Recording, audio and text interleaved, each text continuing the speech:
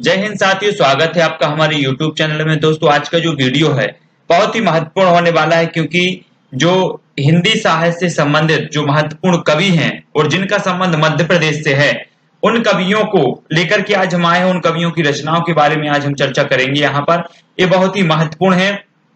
MP Vyapam से संबंधित या एमपी परीक्षाओं, जितनी एमपी में मध्य प्रदेश में से संबंधित जो परीक्षाएं होती हैं, उनमें जरूर इन कवियों के बारे में पूछा जाता है हमेशा।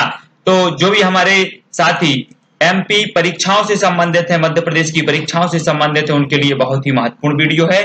चैनल को सब्सक्राइब कर लें, वीडियो को लाइक और ज्यादा से ज्यादा शेयर करें, और इसकी पीडीएफ भी मैं जो है लिंक में दे दूंगा। तो इस पीडीएफ को आपको डाउनलोड करना है और इस पीडीएफ को अपने मित्रों तक जरूर शेयर करना है। और दोस्तों, एक निवेदन करूंगा कि चैनल को सब्सक्राइब करें और लाइक जरूर करना है, वीडियो को शेयर करना है। और आप चाहते हैं कि इसी तरह से जो वीडियो की इंफॉर्मेशन आप तक पहुंचे, जानकारी आप तक पहुंचे, तो आपको बेल आइकन को दबाना है, ताकि हमारे वीडियो की डलने की इंफॉर्मेशन आप तक पहुंचेगी। तो चलिए स्टार्ट करते हैं। आज का ये वीडियो बहुत ही महत्वपूर्ण वीडियो होने वाला है। मध्य प्रदेश के प्रमुख साहित्यकार एवं उनकी रचनाएं जो हैं, उनके बारे में आज हम पढ़ेंगे। सबसे पहले हम पढ़ेंगे कालिदास। कालिदास जी जो हुए हैं, श्रेष्ठ साहित्यकार माने जाते हैं, और इनकी जो रचनाएं हैं, कुछ रचनाओं की श्रेष्ठ रचनाओं में गिनती की जाती है। तो बहुत ही महत्वपूर्ण है, अच्छे से अपन को याद करना है, हर एग्जाम में पूछी जाती है, तो इनको अच्छे से याद करें। सबसे पहले हम इनके महाकाव्य के बारे में देखेंगे। इनके दो महाकाव्य हैं दोस्तों, एक तो कुमार संभवम और दूसरा रघुवंश। ये याद रख लेना आपको कि कालिदास के दो महाकाव्य कौन कौन से हैं। तो सबसे पहले तो कुमार संभवम है और दूसरा है रघुवंशम, इनको याद रख लें। फिर नाटक की बात करें तो मालविकाग्निमित्रम इनका जो है प्रमुख नाटक है, और अभिज्ञान शकुंतलम और विक्रमोर्वशीयम, ये तीन नाटक है, इनको याद रखना है। इनके दो महाकाव्य कुमार संभवम, रघुवंशम, है ना, मालविकाग्निमित्रम, अभिज्ञान शकुंतलम और विक्रमोर्वशीयम, ये इनके क्या हैं, इनके प्रमुख नाटक हैं, तो इनको याद रखना है। नेक्स्ट खंड काव्य की बात करें तो मेघदूत और ऋतुसंहार इनके खंड काव्य हैं। आपको बता दें दोस्तों, कालिदास की जो प्रथम रचना है वो ऋतुसंहार है, इसको याद रखें। और इनकी कुल मिला के 3, 2, 5 और 2, 7 रचनाएं होगी। तो महाकाव्य हो गए कुमार संभवम, रघुवंशम, और 2-3 नाटक हो गए मालविकाग्निमित्रम, अभिज्ञान शकुंतलम और विक्रमोर्वशीयम, ये 3 नाटक हो गए। खंड काव्य की बात करें तो मेघदूत और ऋतुसंहार है, इनको आपको याद रखना, हमेशा पूछे जाते हैं इनके बारे में, है ना। और भारत का शेक्सपियर भी कहा जाता है कालिदास को, आपको तो पता होगा, है ना।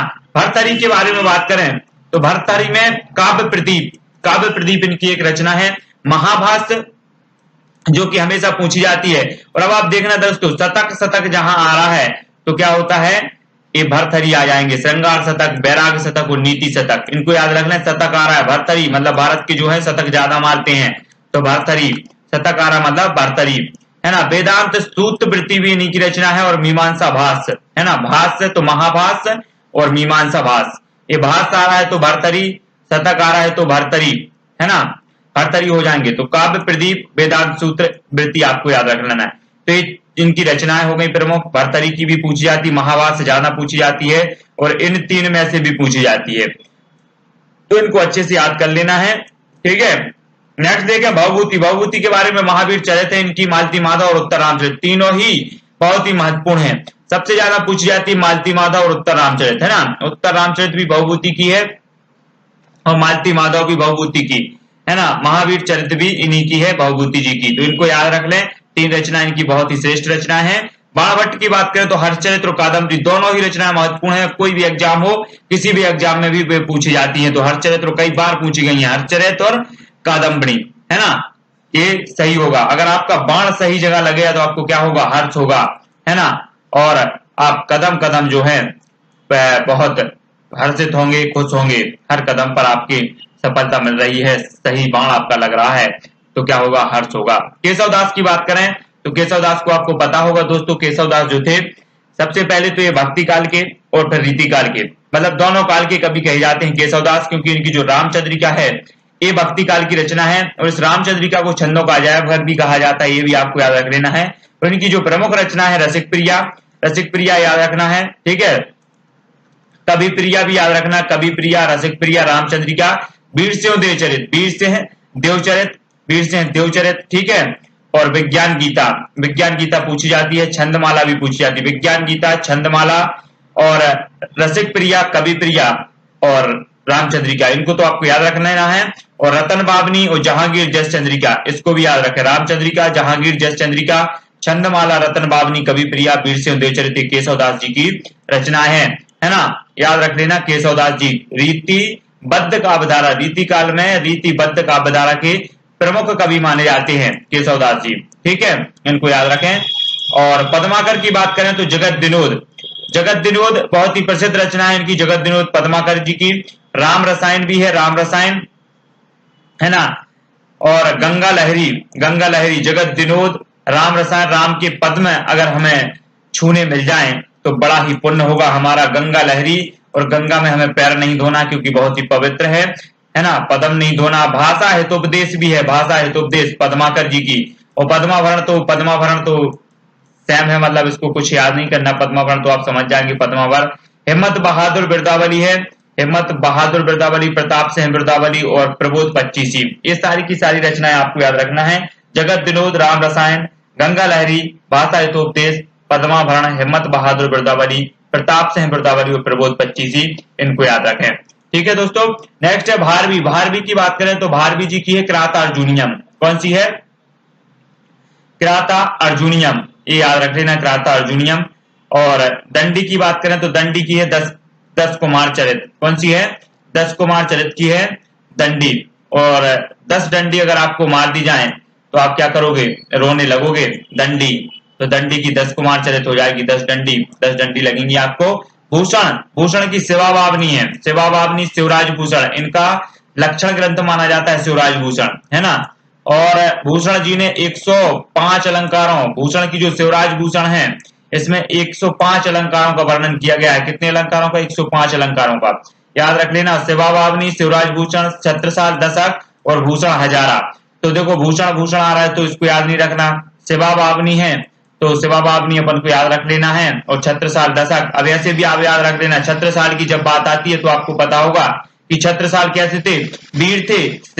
शिव जी जो थे वो भी वीर थे, है ना। शिवाजी का भी नाम सुना होगा, वो भी वीर थे। और भूषण भी वीर रस के कवि थे, तो सेवा बावनी भी भूषण की हो जाएगी, छत्रसाल दशक भी भूषण की हो जाएगी, शिवराज भूषण और भूषण हजारा, इनको याद रख लेना है। ईश्वरी की बात करें तो ईश्वरी प्रकाश और ईश्वरी सत्य, इनको तो याद रखने की जरूरत नहीं क्योंकि ईश्वरी तो आ ही रहा है, ईश्वरी की याद रख लें। सिंगा जी की बात करें तो 15 तिथि परचुरी और 12 मासी, है ना, ये सिंगा जी की है।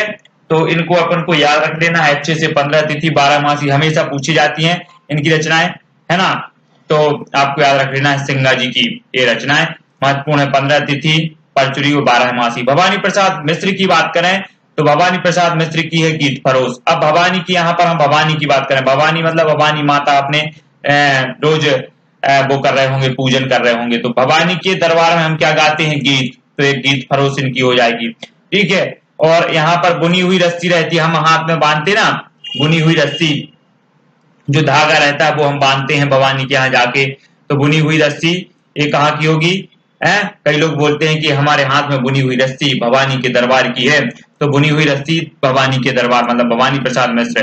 गांधी पंचसती, गांधी पंचसती भी भवानी प्रसाद मिश्र जी की है, इसको भी याद रखें, ठीक है।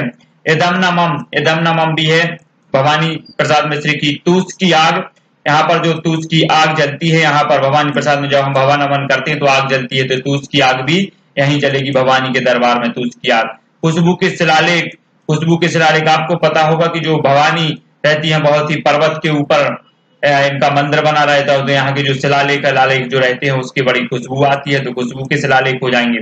चकित है दुख, और जब हम भवानी के दरबार में जाते हैं तो दुख भी चकित हो जाता है, आने से डरता है, तो चकित है दुख, ये सारी चीजें हो जाएंगी। गीत फरोश, बुनी हुई रस्सी, गांधी पंचसती, दम नमम, तूस की आग, खुशबू के शिलालेख, चकित है दुख, भवानी प्रसाद मिश्र जी की प्रमुख रचनाएं हो जाएंगी, इनको याद रख लेना। गजानन माधव मुक्तिबोध की बात करें तो दोस्तों गजानन माधव मुक्तिबोध, और मुक्तिबोध, मुक्ति कैसे मिलेगी अब हमें याद रख लेना है। मुक्ति और गजानन भी आ गए, है ना, गजानन भी आ गए, मुक्ति भी हमें चाहिए है। तो देखो एक बात बताएं कि जो पात्र होगा क्या होगा, पात्र होगा उसी को क्या मिलेगी, मुक्ति मिलेगी, और जो बेपात्र होगा उसकी मुक्ति नहीं मिलेगी। तो जो बेपात्र रचना है वो क्या हो जाएगी, मुक्ति बोध की हो जाएगी, मुक्ति बोध की हो जाएगी। एक दिन क्या हुआ कि मुक्त कि मुझे मुक्ति कैसे मिलेगी, कैसे मिलेगी मतलब इनकी शादी नहीं हो रही थी, वो बोल रहे थे कि सब लोग बोल रहे हैं कि शादी नहीं हो रही और इस जो है कैसे इससे मुक्ति मिलेगी, सब लोग बोले। और ये क्या थे, बेपात्र थे, पात्र नहीं थे। तो इनका एक सपना था, मतलब काठ का सपना था, है ना, कि जो भारत की संस्कृति है, भारत का इतिहास है कि सभी की जो है शादी होती रही है, वैसे ही इनका भी इतिहास बनना था। तो इन्होंने भारत का इतिहास और संस्कृति हो जाएगी, बोले इसी परंपरा में हम चलेंगे, है ना। अब जब इनका सपना था और इसी परंपरा में आगे बढ़ना चाहते थे, नई कविता का आत्मसंघर्ष, मतलब आत्मसंघर्ष चालू हुआ इनके अंदर, आत्मसंघर्ष हो जाएगा ये नई कविता का आत्मसंघर्ष, मुक्ति बोध। फिर इन्होंने शक्ति के कुछ अमृत घूंट पिए कि अब तो हम आगे बढ़ेंगे, शक्ति दिखाई थोड़ी सी, है ना, किसने, मुक्ति बोध जी ने। और इन्होंने एक डायरी उठाई और डायरी में लिखा कि अब तो शादी होकर ही रहेगी, और आगे बढ़े और एक लड़की को देखने गए तो इन्होंने देखा कि उसकी जो आंखें थी वो कैसी थी, भूरी भूरी थी। तो इन्होंने कहा कि भूरी भूरी खाक धूल, है ना, भूरी भूरी खाक धूल। तो अब क्या हुआ कि लड़की ने भी कहा कि चांद का मुंह टेढ़ा, और इन्होंने कहा भूरी भूरी खाक धूल, लड़की ने भी कह दिया चांद का मुंह टेढ़ा। और दोस्तों लड़की का क्या नाम था वो हम अभी बताएंगे, चांद का मुंह टेढ़ा। तो इन्होंने कहा कि गलती हो गई, और जो लड़की थी इसने मना कर दिया, बोले चांद का मुंह टेढ़ा है। इन्होंने कहा कि गलती हो गई, कामायनी पुनर्विचार, एक बार विचार तो कर लो। उस लड़की का नाम क्या था, कामायनी। तो इन्होंने कहा कि कामायनी एक बार पुनर्विचार तो कर लो, गलती हो गई, है ना। तो यहाँ से मुक्ति बोध जी बेपात्र थे, इनका सपना था कि भारत और इतिहास की संस्कृति के अनुसार ही हम आगे बढ़ते रहेंगे, जो संस्कृति है उसी के अनुसार भी मेरी भी शादी होनी चाहिए। और इनके अंदर आत्मसंघर्ष चालू हो गया, आत्मसंघर्ष चालू हुआ तो इन्हें शक्ति दिखानी प्रारंभ कर दी, शक्ति की अमृत घूंट हो जाएगी। और इन्होंने अपनी डायरी उठाई, तो एक साहित्यक की डायरी, और उसमें लिखा। और देखने गए लड़की को तो भूरी भूरी खाक धूल, उसकी भूरी भूरी आंखों को देखकर भूरी भूरी खाक धूल बोल दिया। तो लड़की ने भी इन्हें नापसंद करते हुए चांद का मुंह टेढ़ा बताया। तो इन्होंने कहा कि, और मना कर दिया। तो इन्होंने कहा कि भूल और गलती हो गई, कामायनी एक बार विचार तो करो, तो कामायनी पुनर्विचार हो जाएंगी। तो इस प्रकार से हमें याद कर लेना गजानन माधव मुक्ति बोध की। ये अभी एमपी टेट में पूछी गई थी, एक साहित्य की डायरी किसकी रचना है, तो मुक्ति बोध जी की है। ये चीजें याद रखना है, कई बार एग्जाम में पूछी जाती है। नेक्स्ट बात करें बिहारी सतसई जो रचना है वो बिहारी जी की है। आपको पता होगा रीति काल के श्रेष्ठ रीति सिद्ध काव्यधारा के कवि माने जाते हैं बिहारी जी, और 713 दोहे हैं बिहारी सतसई में, ये भी आपको याद रख लेना है। और बिहारी सतसई की रामचरितमानस के बाद सर्वाधिक टीकाएं लिखी गई हैं, तो वो लिखी गई हैं बिहारी सतसई की। दोस्तों हमें सिर्फ याद करना है, ये तो सिर्फ काल्पनिक कहानियां हैं जो हमें याद करने के लिए बनानी पड़ती हैं, इसका वास्तविकता से कोई लेना देना नहीं है। जगनिक की बात करें तो आलाखंड के रचयिता कौन है, जगनिक है, याद रखो, है ना। और परमाल रासो जैसे कि कहा जाता है, परमाल रासो। घाघ भड्डरी की कहानी जो है वो घाघ की है, घाघ, है ना। बालकर्ण शर्मा नवीन की जो रचना है वो क्या है, कुमकुम। अब आप जो भी मतलब रहते हैं कुमकुम लगाते हैं, वो नवीन कुमकुम लगाते रहते हैं, नवीन कुमकुम। अपलक, उनकी जो पलक होती है वो कैसी रहती है, अपलक हो जाती है। अपलक मतलब पलके नहीं झुकती, तो अपलक। क्वासी भी बालकृष्ण शर्मा नवीन की है, रश्मि रेखा भी है। उर्मिला भी बालकृष्ण शर्मा नवीन साहब की है, उर्मिला। और हम बिस्पाई जन्म के बालकृष्ण शर्मा नवीन। विनोबा स्तबन और विप्लव गायन भी इन्हीं की है। तो याद रख लेना कौन कौन सी इनकी रचना है। एक तो कुमकुम है, नवीन कुमकुम लगाते हैं, अपलक है, क्वासी, रश्मि रेखा, उर्मिला। हम बिस्पाई जन्म के, विनोबा स्तबन और विप्लव गायन, ये इनकी प्रमुख रचनाएं हैं। बात करते हैं माखनलाल चतुर्वेदी की, तो माखनलाल चतुर्वेदी श्रेष्ठ जो है साहित्यकार हुए, हिंदी साहित्यकार में इनकी जो रचना है हेमकृतनी बहुत ही प्रसिद्ध है। हेमकृतनी और हेमतरंगिणी के लिए तो आपको पता होगा प्रथम साहित्य अकादमी पुरस्कार भी मिला है इस हेमतरंगिणी के लिए माखनलाल चतुर्वेदी साहब को। युग चरण और समर्पण भी इनकी बहुत ही प्रसिद्ध रचनाएं हैं, याद रख लेना। बेड़ूलो गूंजे धरा, समय के पांव, अमीर इरादे गरीब इरादे, माखनलाल चतुर्वेदी चाहे अमीर व्यक्ति हो चाहे गरीब व्यक्ति हो माखन जरूर खाता है, तो अमीर इरादे गरीब इरादे, ठीक है।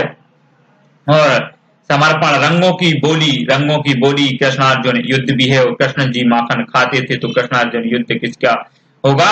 ये माखनलाल चतुर्वेदी जी का होगा, याद रख लेना। और युग के जो चरण है ना, वो भी युग चरण माखनलाल चतुर्वेदी जी की हो जाएगी। सुभद्रा कुमारी चौहान की बात करें तो मुकुल इनकी प्रसिद्ध रचना है और सबसे ज्यादा जो पूछी जाती है बिखरे मोती, मुकुल और वीरों का कैसा हो बसंते पूछी जाती है रचनाएं। उन्मादिनी भी कई बार पूछी गई, झांसी की रानी तो आपको पता होगा सुभद्रा कुमारी चौहान पहले से पढ़ रहे हैं, वीरों का कैसा हो बसंत, बिखरे मोती, उन्मादिनी, सभा का खेल, उत्तरधारा, ये बहुत ही महत्वपूर्ण रचना है, इनको याद रख लेना। नेक्स्ट देखते हैं दोस्तों, हंसते हैं रोते हैं हरिशंकर परसाई। अब हरि मतलब क्या होता है दोस्तों? हरि मतलब होता है भगवान, हरि मतलब भगवान होता है। और भगवान के सामने हम हंसते हैं, कभी रोते हैं, कभी भगवान के सामने हंसते हैं जाकर के कि भगवान बहुत अच्छा हुआ, आपने बहुत अच्छा किया, तो हंसते हैं। और कभी जब दुख आ जाता है तो रोते हैं, हंसते हैं रोते हैं कहाँ? हरि के सामने, है ना, तो हरिशंकर परसाई। और कहते हैं जब रोते हैं तो कहते हैं कि भगवान जैसे उनके दिन फरे वैसे भी मेरे भी फिर जाएं, तो जैसे उनके दिन फिरे, ये भी हरिशंकर परसाई जी की रचना हो जाएगी। और बात करें तो भगवान जी कहते हैं कि बेटा तब की बात और थी जब आपके अच्छे दिन थे, अब बात और है, तो तब की बात और थी। और कहा कि सदाचार का ताबीज पहनो, अपने आप क्या हो जाएगा? सुख ही सुख हो जाएगा। तो सदाचार का ताबीज भी हरिशंकर परसाई जी का हो जाएगा, है ना। और हरि से कहते हैं कि शिकायत मुझे भी है ना। और सभी लोगों को शिकायत होती है भगवान से, भगवान के यहाँ जाकर कहते हैं कि शिकायत मुझे भी है भगवान, मेरे पड़ोसी को तो आपने सब कुछ दे दिया, मुझे कुछ नहीं दिया, तो शिकायत मुझे भी है। किसकी हो जाएगी?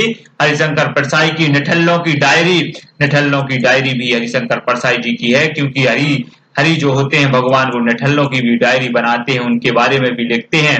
रानी नागफनी की कहानी, रानी नागफनी की कहानी भी हरिशंकर परसाई की है। और विकलांग श्रद्धा का दौर जो है, भगवान कहते हैं कि जो श्रद्धा का दौर है वो विकलांग हो गया है, किसी को भगवान के ऊपर श्रद्धा ही नहीं रही है ना, तो विकलांग हो गया श्रद्धा का दौर। तो श्रद्धा का दौर हरिशंकर परसाई, विकलांग श्रद्धा का दौर। तट की खोज, व्यक्ति तट की खोज करने लगा है, हरि की खोज करने लगा है कि हरि कहाँ है। तट की खोज, अलग हटने चाह रहा है संसार से, तटस्थ होना चाह रहा है, तो तट की खोज। और कहाँ जाना चाहता है? हरि के पास जाना चाहता है, तो हरि शंकर परसाई हो जाएंगी, याद रख लेना। नेक्स्ट बात करें तो नेक्स्ट होगा भूत के पांव पीछे। भूत के पांव पीछे आपने देखे होंगे, भूत के पांव पीछे नहीं देखे तो देख लेना। भूत के पांव पीछे, ठिठुरता हुआ गणतंत्र भी हरिशंकर परसाई जी की है। और तुलसीदास चंदन घिसे, आपको पता होगा, आपने सुना होगा कि तुलसीदास चंदन घिसे तिलक देत रघुवीर, मतलब ये भी हरि से जुड़ रहा है, मतलब ये रिलेट हो रहा है। तो तुलसीदास चंदन घिसे और तिलक देत रघुवीर, रघुवीर मतलब कौन? हरि, है ना। तो याद रख लेना भगवान, इनको सबको याद रखो। हंसते हैं रोते हैं जैसे उनके दिन फिरे, तब की बात और थी, सदाचार का ताबीज, शिकायत मुझे भी है हरिशंकर परसाई, निठल्लों की डायरी हरिशंकर परसाई, रानी नागफनी की कहानी हरिशंकर परसाई, विकलांग श्रद्धा का दौर हरिशंकर परसाई साहब की है, तट की खोज, भूत के पांव पीछे, ठिठुरता हुआ गणतंत्र और तुलसीदास चंदन के से। सारी की सारी रचनाएं, 10 रचनाएं सबसे महत्वपूर्ण रचनाएं, पूरी 10 रचनाएं महत्वपूर्ण है दोस्तों, याद कर लेना। बात करें शरद जोशी साहब की, शरद जोशी साहब जी क्या कर रहे थे कि इनकी भी एक हम कहानी बना लेते हैं। शरद जोशी साहब जी को अपनी प्रेमिका से मिलने जाना था। शरद जोशी साहब को अब साधन कोई था नहीं, कैसे जाएं, और उन्होंने पिछले दिनों सोचा कि अब कैसे जाएं, तो उन्होंने कहा कि फिर किसी बहाने हम पहुंच जाएंगे। तो फिर किसी बहाने, इसी बहाने इन्होंने राह के किनारे बैठ गए। तो राह किनारे बैठ उन्हें एक गधा दिखा, सोचा कि गधे पर बैठ कर जाएं, लेकिन सोचा कि हम कैसे पहुंच पाएंगे, बहुत समय लगेगा। तो एक था गधा, लेकिन वहीं अंधों का हाथी दिखा, तो अंधों का हाथी से भी नहीं जा सकते थे, क्योंकि यह तो अंधों का हाथी था, कैसे जा सकते थे। और जाना यथासंभव था। तो वहीं पर एक जीप पर सवार इल्लियां, मतलब जो है इल्लियां सवार थी, एक जीप निकली। तो उन्होंने सोचा कि अब जो भी हो इसी जीप पर जाना है।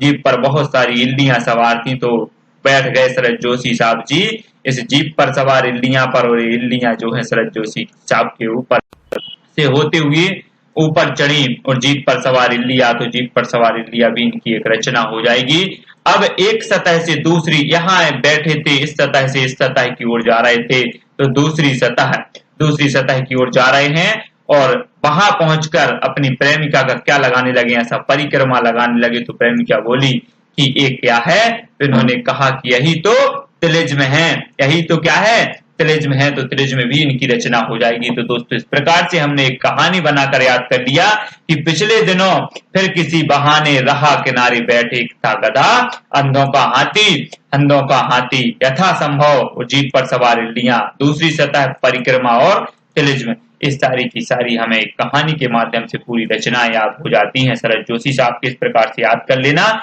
द्वारिका भाऊ उपाध्याय बापू के आश्रम में इनकी प्रमुख रचना है, बापू के आश्रम में। और दोस्तों रचनाओं को याद करना हो, रचनाओं को जो भी रचनाएं एमपीएसआई में आने वाली हैं उनको याद करना है, तो मैंने 5 पार्ट डाले हैं रचनाओं के, वो भी देख सकते हो, और 5 पार्टों का एक संकलन भी डाला है पूरा, तो वो भी देख सकते हैं। बड़ी अच्छे से मैंने समझाया, ट्रिक के माध्यम से उनको भी बताने का प्रयास किया है।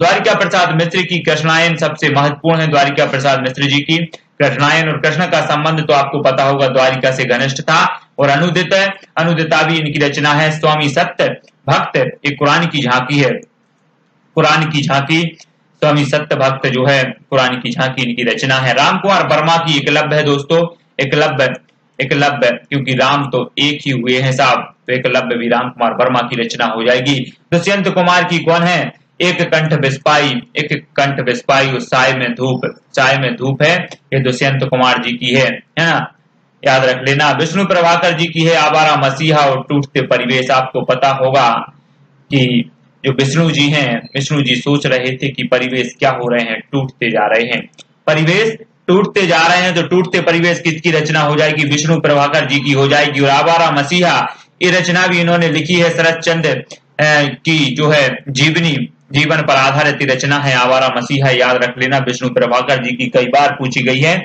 आवारा मसीहा। संत स्वरूप दास की एक रचना है रस रत्नाकर, है ना। संत स्वरूप दास, और संत तो क्या होते हैं, रत्न होते हैं, तो रस रत्नाकर कौन की रचना हो जाएगी, संत स्वरूप दास की हो जाएगी। आचार्य नंदुलारे वाजपेयी साहब रीति और शैली, बड़ी रीति और शैली, क्योंकि ये आलोचक थे इसलिए रीति और शैली से आलोचना करते थे। और आधुनिक साहित्य भी इन्हीं की रचना है। हिंदी साहित्य 20वीं शताब्दी की इन्हीं की रचना है नंदुलारे वाजपेयी साहब की। और नंदुलारे वाजपेयी जो हैं इन्होंने क्या किया है दोस्तों, इन्होंने सुमित्रानंदन पंत जी को छायावाद का प्रवर्तक माना है, याद रख लेना।